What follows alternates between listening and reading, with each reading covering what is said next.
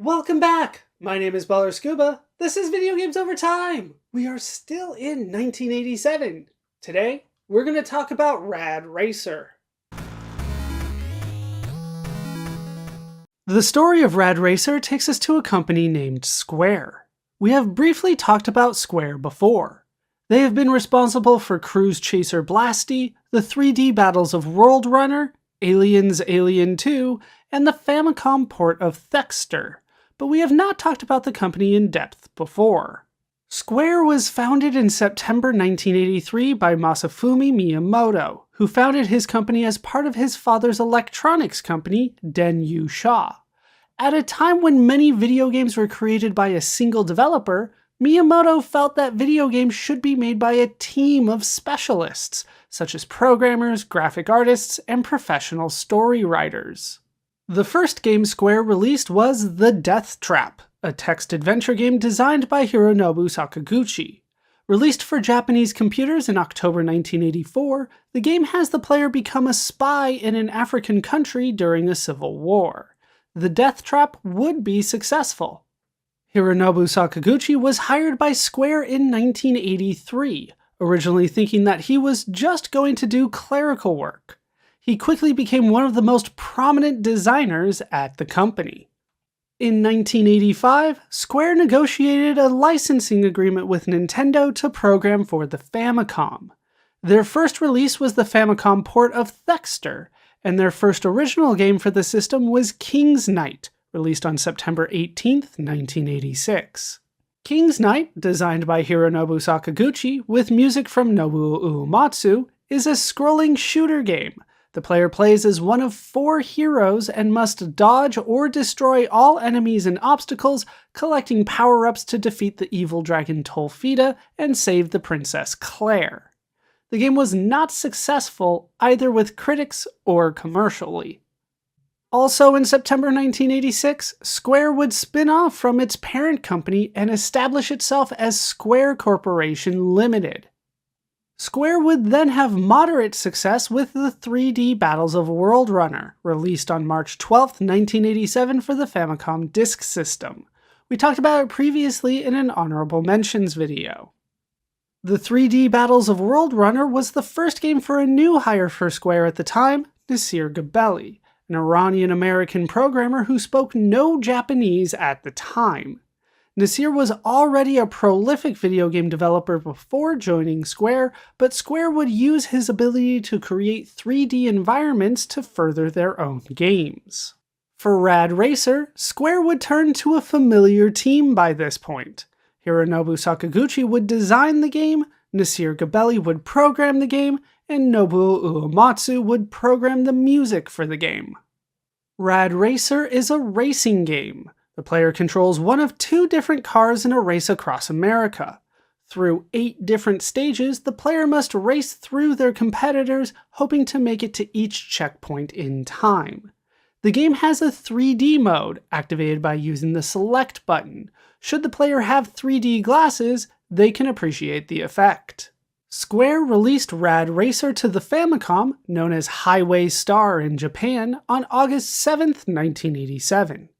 That is a backstory to Rad Racer. With that told, it's time to play the game for ourselves. And here we are in the game. This is Rad Racer, as you can see. Copyright 1987 by Square. It is nice to see Square's logo on a game that we are playing. I do have some history with the company, but not necessarily this game. There's not really a lot for me to talk about with this game. We have 2 options. We can do the 328 twin turbo or just a generic F1 machine, it sounds like. They both function the same. It's just entirely cosmetic. The difference is there. And then we get a bit of the demo. It's a racing game. Have you seen a racing game since, I don't know, 1984? It's basically that.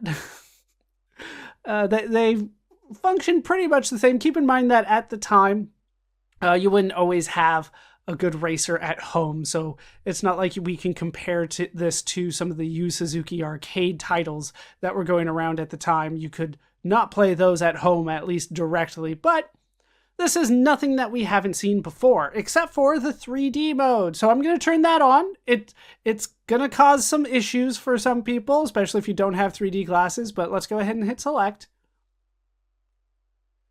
Look how awful that is.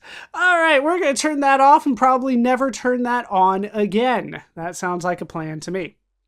So let's go ahead and hit start, and I believe once I hit A here, I can hit like up. Are they not going to let me do that? There we go. It was down. I needed to hit down. And then we can turn on some music. So we get some traveling music. Otherwise, it's just the sound of me driving the whole time. Alright, let's see if I can do this. No! Alright, get back on the road. Made it just in time. Hopefully that didn't damage me too much.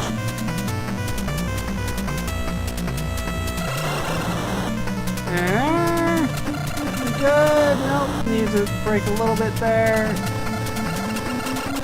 There we go. Keep going. We're close to the end. Alright, we made it with like 2 or 3 seconds to spare. Try to stay on the road. If you hit another car, it basically acts like bumper cars.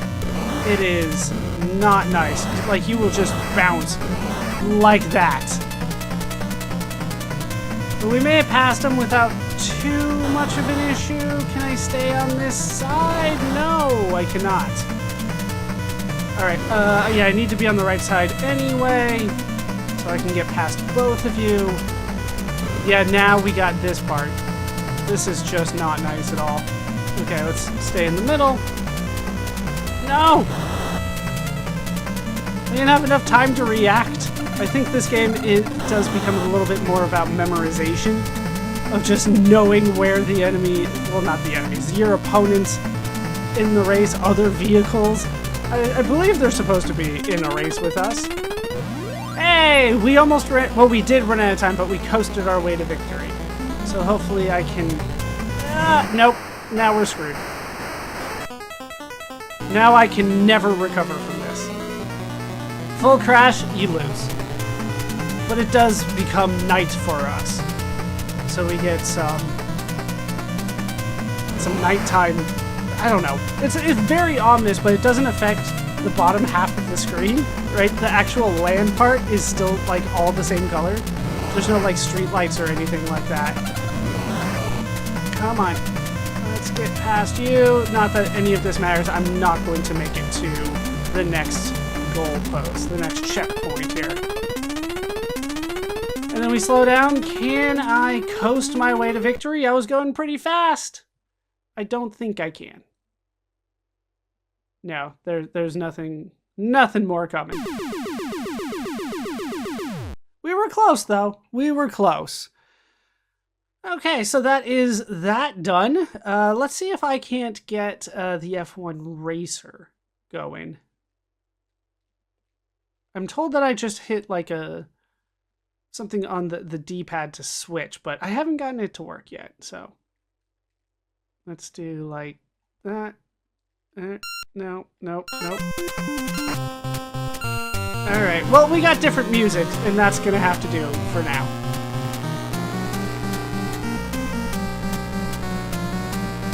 I like this music a lot better, to be honest with you.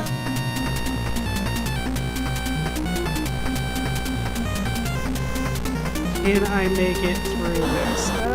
Alright, then we got, like, the hard turn. Once again, like, the other cars don't have to slow down to make turns. It's just me. I'm the only one that has to do that. And then they just hit me right off the side. Once again, like, if you get too close, I wouldn't even say you hit the cars. If you just get too close to them, it just becomes like this bumper car effect. Once again, about the same, 2 or 3 seconds. Somewhere in that range. No, I didn't see the other one. I didn't see this one. Okay. Putting me in a tight spot here. And now he's just gone.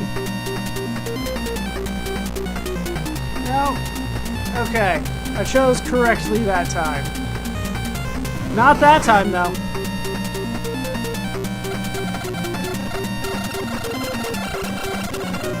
Let's get back into the center there. Okay. We're making some progress. I don't know if it's fast enough progress, though. Really? Change lanes like that? Oh, jeez. Alright. Did the music stop? Alright, we can turn it back on. Down does that. I'm not entirely sure why down is the button for that, but that is the case.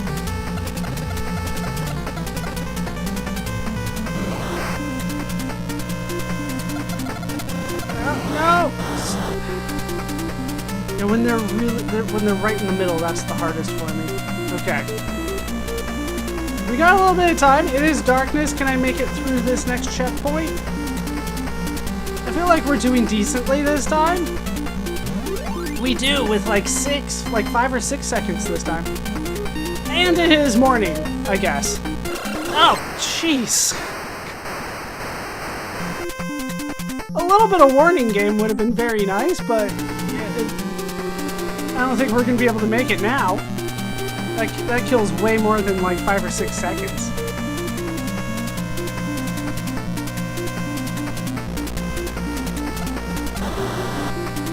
Okay, here we go.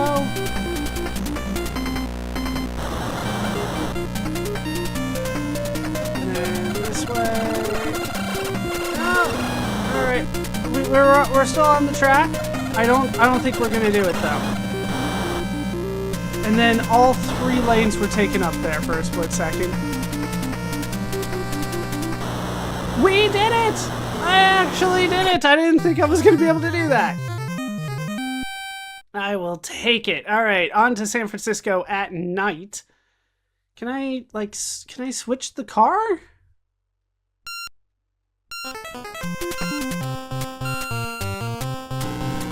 All right, this is song number 3. Sure, this suits the city with its neon green tracks. Like, what's with the neon green, street paint? I don't know. Doesn't make sense to me. I've been to San Francisco. Granted, it's been a while, but I don't remember bright green like this. Is that supposed to be... How many Golden Gate bridges are there? I believe that's what's going on in the background. I know there are several bridges in San Francisco, but I believe they're only trying to show off the Golden Gate Bridge.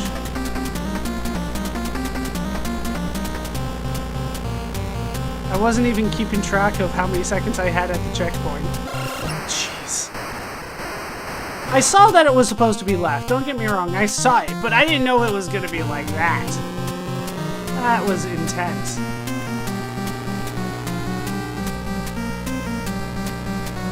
Alright, can we make it through the middle? Okay.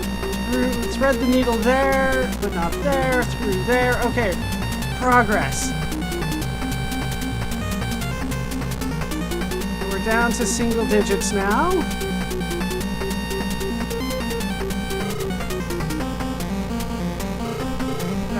I don't think it's gonna happen for me. Hey! With like 1 second to spare. Alright, music again, please. There's only 3 tracks. We have exhausted our tracks. We'll go back to... Jeez! Go back to track 1 so that we can fail on it. We made it about halfway through, though. So that's something.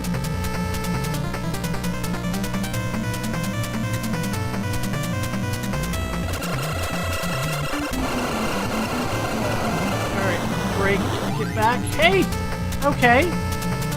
This is a much more forgiving track than the first one. That doesn't make sense to me. What do I know?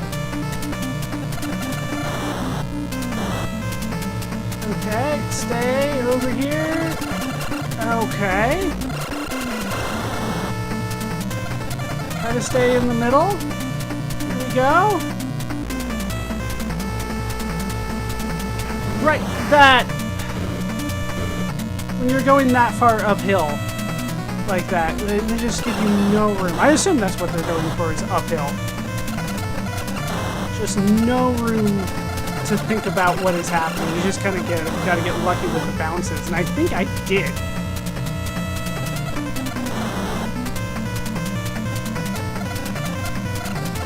Outside. Gotta go a little bit more inside. And somehow we beat this one.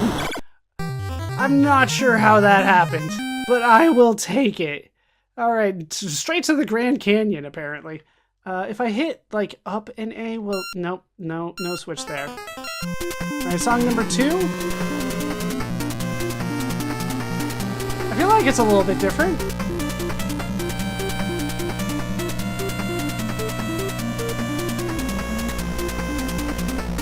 Okay, we're gonna go right, nope, now we're gonna go left.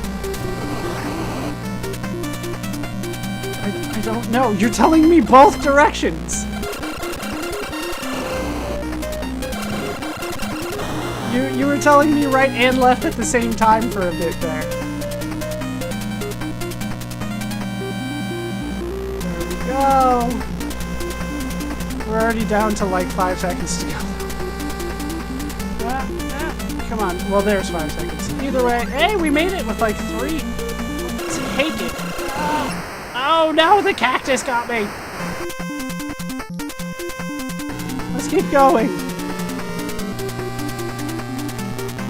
Yeah, the Grand Canyon, not as pretty from a distance. After all, like, by definition, it's down there. So if you're approaching it at surface level, this is Grand Canyon slander, and they will not tolerate that. But yeah, you really do have to get to it, right? So you can look down at the Grand Canyon.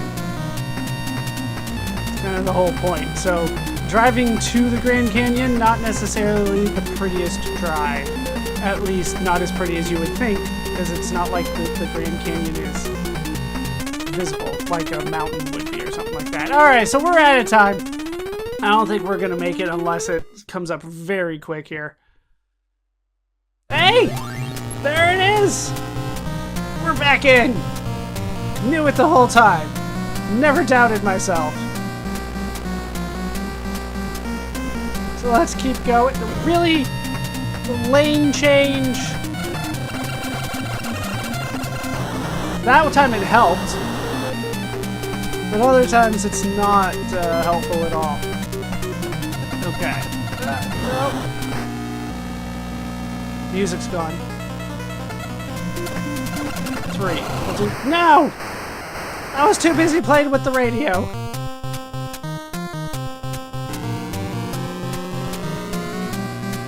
I do have to say I like the music. Especially this one might be my favorite.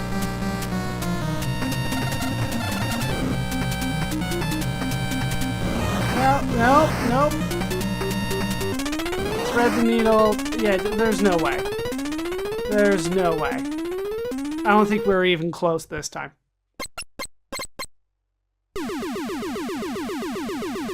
Oh, they said I was close. We almost made it through. But yeah, the fact that course 1 is easier than, or harder than course 2 was really throwing me off. But that is the game played. So with the game played, it's time to talk about how it holds up today. In 3D. Playing the game today, I did have fun playing Rad Racer. There's some fun to be had with the game. Keep in mind, though, it does feel not as good as some of the other games that we have played, particularly the arcade titles. But, of course, the arcade titles are not available at home. Unless you are going to buy the machine for yourself, you have to have something like this to help play a racing game at home. And with that said, it's good. It's not great, even for a home title at the time. There's some fun to be had, and if you had it growing up and it was your only racing game, you would definitely have fun playing this game. But Compared to some of the other games that we have played to this point, it's hard to separate it from a game like Pole Position, which I think came out in 1982. So this is like 5 years later, and it feels basically like the same game, just with a little bit more going on in terms of the music and the courses that you can go across. But ultimately, it's a racing game. There's not really a lot for me to talk about with it. In terms of the controls are fine. Left does left, right does right. Gas and brakes, they do what they're supposed to. But ultimately, it felt like I wasn't able to go left as much as I would like and would have to hit the brakes a lot. And then the signs weren't as good of a notice as I would like. There were definitely a lot of times when it felt like the game just sent something to me out of left field, and I did not enjoy having to deal with it with as quick of a reaction as I needed. In terms of the graphics are fine. The backgrounds probably needed some work, simply because there just wasn't a lot going on in the background, so you could start seeing the cycles, especially when it came to San Francisco, where you could see like 2 instances of the same bridge on the screen at any given time. They just needed to work on the backgrounds a bit more.